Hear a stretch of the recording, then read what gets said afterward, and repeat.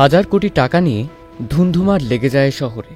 এই টাকার নিয়ন্ত্রণ নেওয়ার জন্যে খুন হয় শহরের প্রভাবশালী মাফিয়া থেকে শুরু করে রাজনীতিবিদ, শীর্ষ সন্ত্রাসী, ব্যবসায়ী সহ অনেকেই। বয়ে যায় রক্তের বন্যা। কিন্তু এত কিছুর পরেও কি আদেও সেই টাকা কারো হাতে আসে? উত্তর জানা যাবে ওয়েব সিরিজ ব্ল্যাক মানিতে। টান টান উত্তেজনায় ভরা গল্পে এই ওয়েব সিরিজটি বানাতে যাচ্ছেন সময়ের আলোচিত নির্মাতা রায়হান রাফি। সিনেমা নির্মাণ করে মুন্সিয়ানা দেখানো রাফির এটিই হতে যাচ্ছে প্রথম ওয়েব সিরিজ।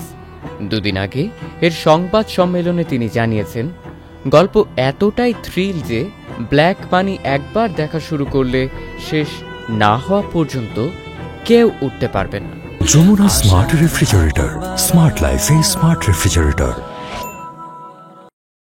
সোমবার 7ই অক্টোবর থেকে সৈয়দপুরে ব্ল্যাক মানির শুটিং শুরু হয়েছে। তার আগে কেমন হবে সিরিজটি সেই সূত্র ধরে একটি পোস্টার প্রকাশিত হয়েছে। পোস্টারে দেখানো হয়েছে একটি আবদ্ধ ঘর, পুরাতন আলমারি, টেবিল, ফ্লোর ভর্তি টাকার বান্ডেল, রয়েছে বস্তা বস্তা টাকা। দেখা যাচ্ছে চকচকে 1000 টাকার নোট, যেখানে অভিনয় করছেন নায়ক রুবেল, পূজা চেরি, সালাউদ্দিন লাভলু, পাভেল, মুকিত জাকারিয়া, সুমন আনোয়ার সহ অনেকে। আগামী নভেম্বরের শেষে বঙ্গ অ্যাপে প্রিমিয়াম কন্টেন্ট হিসেবে ব্ল্যাক মানি মুক্তি পাবে।